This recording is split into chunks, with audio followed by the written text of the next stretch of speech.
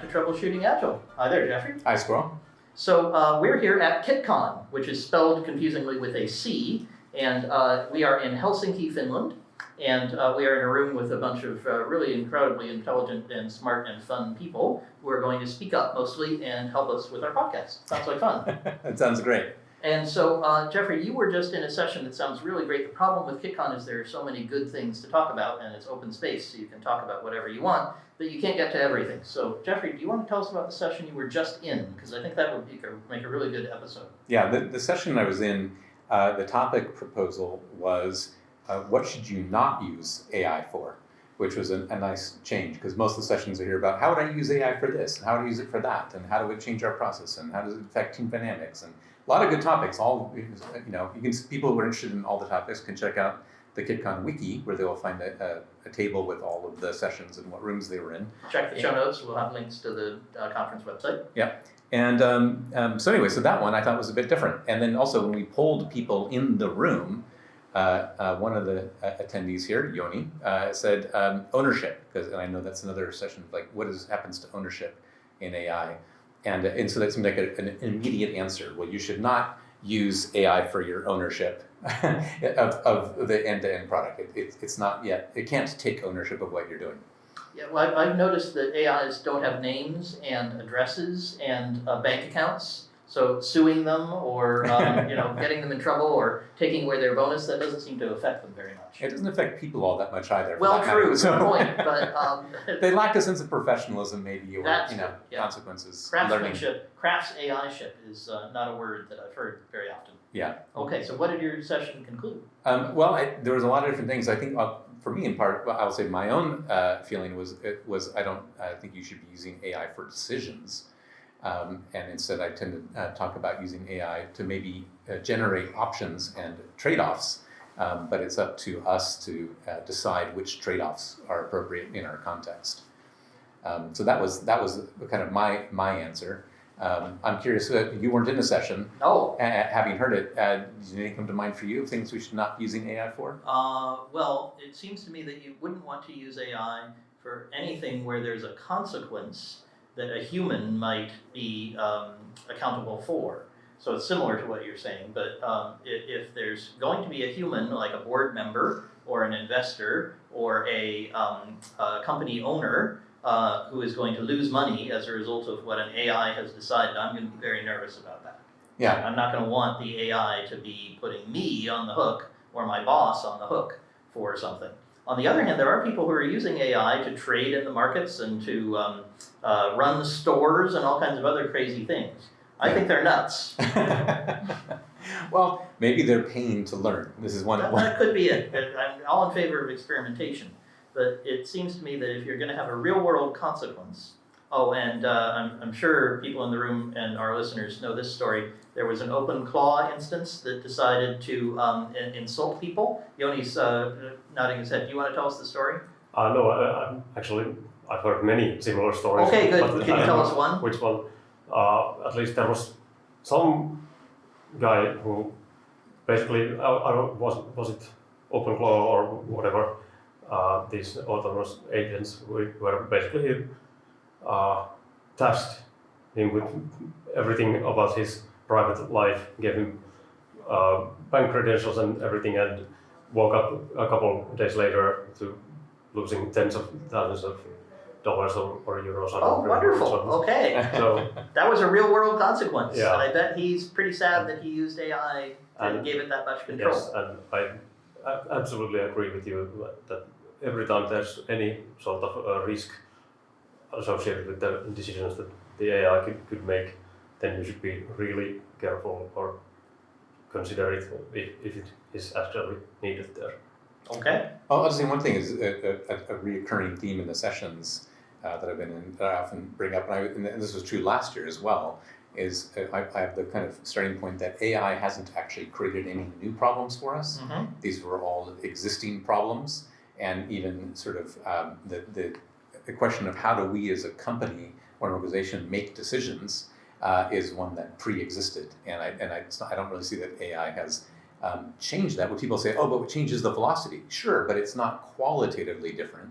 Yeah, we can make the mistakes faster. Yeah, exactly. But you were making lose money quicker. Yeah. So the fact that you were losing money slowly before, is that better? It's not obvious to me. So it might even be better to lose it faster and more visibly, so that you can take action and do something about it. Might not be so good for an individual like Yoni's example, but for a company, if you lost 10,000 today, but you know about it and you can correct the AI and make 10,000 tomorrow, that would be a lot better than if you if it took the same outcome, but it took you 9 months for an and nobody iteration. noticed. Yeah, exactly. Which is a drain on your resources. Anybody else in the room have examples? Anybody using AI in a way that could have real-world consequences? Are any of you starting to do that? Is that not coming up in your companies? We try not to. Okay. We're very careful to not give it permissions in production because we're scared of those kind of instances you read about where the AI had access to production and deleted the entire database, and then went, yes, you're right, I should not have done that. But you bring up a perfect example of what Jeffrey's talking about. I read that example, which is a really good one. We'll put it in the show notes if we can find it. It was a few weeks ago on Hacker News, I think. But the case there was a situation where anybody could have deleted the database. Any user could have done so because the people who were setting up the system had done it so badly that they hadn't paid attention to whether people had the permission. People of both types, carbon and silicon. And so they happened to have a silicon one who came along and very, very cutely and sweetly apologized afterwards and said, really, I shouldn't have done this. I'm really sorry. But it's like, if I often talk about Bob the intern and Carl the chatbot. Bob the intern shows up and you give him the keys to the database and the log into your financial data in your bank account, and you say, Bob, see what you can do, I'm going to the beach. Yeah. This is not going to end very well.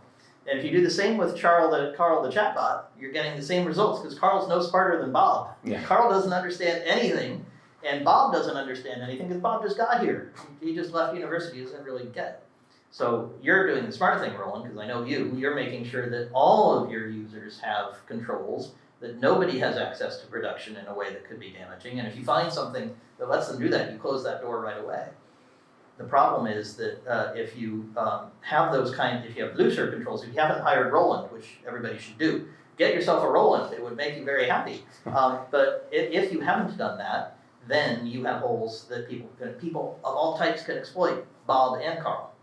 Yeah, I like the idea that you're just now describing as people. Yes. Because I will often use the term LLMs, and I say, well, we have silicon ones and we have organic ones. Yes. But they have very similar failure modes. Yes, they do. And in particular, one of the things I would say in modeling people, I would say like system 1 versus system 2. You know, when people aren't really paying attention, which is most of the time, then it's just system 1 pattern matching, which is very much in my idea of how I model what LLMs are doing. You can think of them as doing pattern matching, and that's actually pretty good for most things. And so just to in my mental models, I don't think of the LLM as an expert who's really deeply considering a problem. It might give me expert level pattern matching, but it's not going to give me expert level consideration. So and I think that's relevant. And again, it's sort of I don't think of this as a qualitatively different problem than we have with or without LLMs. It's just now, as you say, it's interesting because you say people now are paying more attention to it. And one of the earlier sessions talked about what is the ROI of AI? And I said, well, how is the ROI of any of the other changes you ever made? When you hired someone or fired someone or changed your methodology or added a new step to your process, what was the ROI? Well, you had no visibility into it. Why does it suddenly matter? And the answer was, well, because now we have a line item that says this is how much we're spending on AI. So that's I think is an interesting element that people are now paying attention. And one of my predicted outcomes is that people will end up doing and adopting a lot of the practices we've been talking about for decades now, quite literally, that have always been helpful and always helpful for the organic LLMs we have, the people.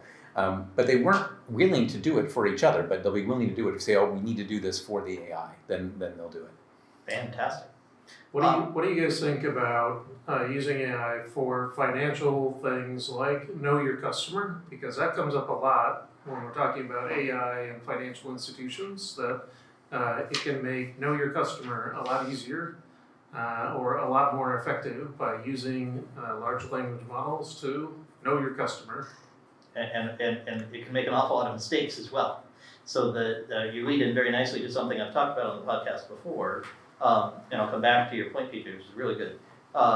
In the world of chess, which I used to know an awful lot about because I played at tournaments very seriously as a teenager, it used to be that we would have chess computers come to our tournaments in Pittsburgh because we were near a big computer center, and we would beat them, us kids.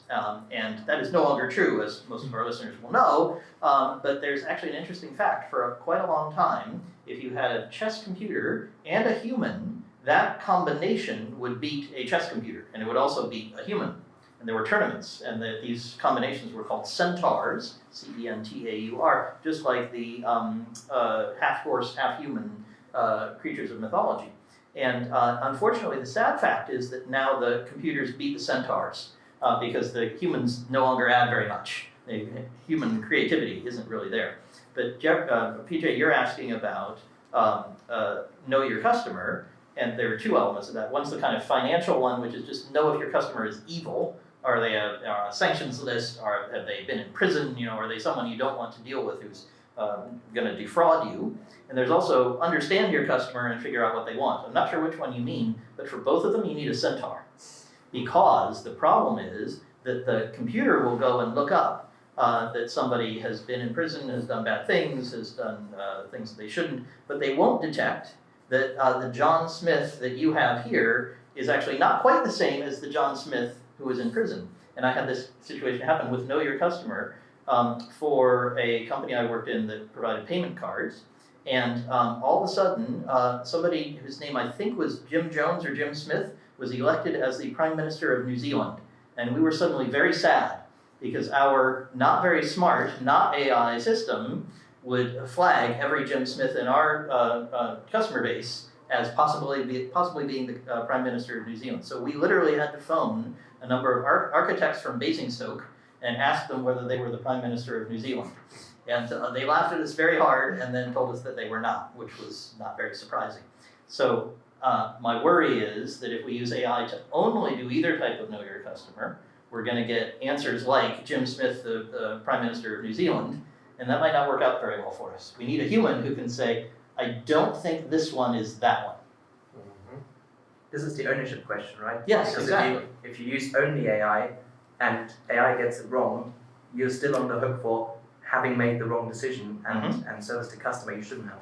But to say, like, I'm gonna go ahead and say here, what has changed with AI, right? So when we had people doing it in the past, reality is, I think the financial services industry lives with a higher error rate on this than we would have liked. And a lot of Jim Joneses just have their access turned off and denied as a sort of risk mitigation. Well, it's better to err on the side of not allowing it than allowing them in. Well, it depends on the bank balance. They might say, oh, it's better to err on the side of allowing it, depending on what plausibility we can have. But they'll make some decisions, and it's not clear to me that we really have a new class of problem here with the AI than we had before. Interesting to know what the regulators think about the class of human error. If you can turn around and say, we've made a mistake, it was human error, somebody had a lapse of judgment, that might go as, okay, yes, it was human error, and it goes into that category. If you turn around and say... And then they will say, tell us what mitigations you are putting in place to prevent this class of error in the future. Will they look more harshly on it if you turn around and say, well, we've given the job to this tool and the tool got it wrong? I think they might not be as lenient and go, we just want to know about the mitigations. Yeah, I don't know. We'll have to see what happens. I don't think the regulators have even got close to catching up with AI or anything like it. I don't think they understand it at all. Well, understanding it, true, but I'm going to guess that they actually, from my previous company that did do information about KYC. We had a KYC product. So I know that regulators out there in various industries, and I'll just say, like, if you look at all the people who deal with KYC, on one end you have financial, what's a financial institution? Because the most prolific users of KYC are in gambling, and maybe their incentives are a little bit different than the people in private offices. So people have been doing things that are AI in this area that weren't LLM based for a very long time. So we know that there's been systems, I can say just sort of as a class, there have been errors that were from automated systems that had errors. So it's not clear to me what's the difference. So if the error was based on your linear regression as opposed to your LLM, well, why would the regulator see it differently? They may. I'm curious. Our audience probably in our audience are people who probably have case studies they could send us, and we're interested to see how the regulators in fact view this.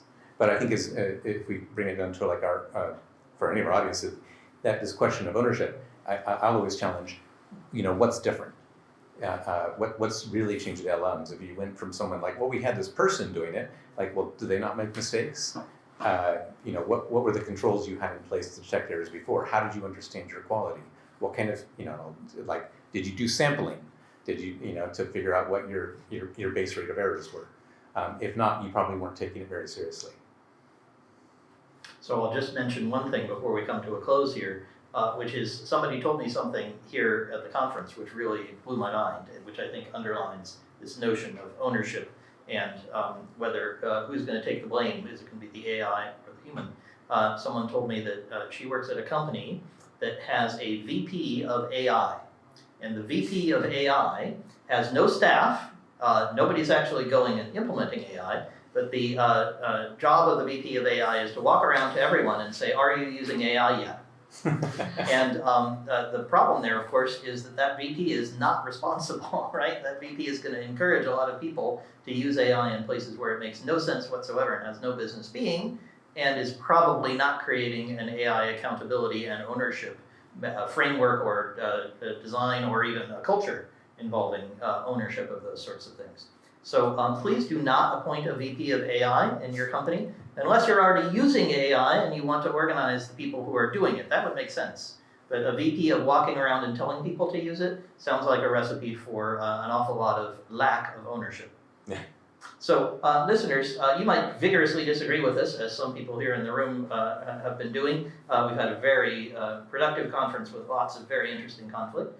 So we love it when people disagree. We also love it when they have examples, as Jeffrey asked for. We love it when they just write to us and say, I'm as confused as you are about this stuff. The best way to get in touch with us is to head on over to agileconversations.com.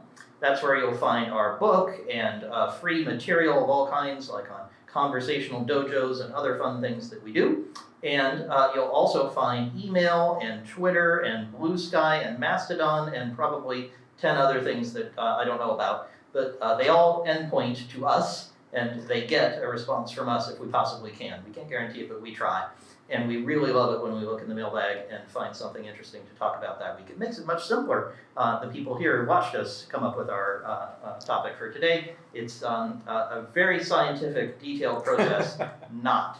So we'd love to hear from you. Of course, the other way to keep in touch with us is to come back again next week when we'll have another edition of Troubleshooting Agile. Thanks, Jeffrey, and everyone here. Thanks, Squirrel.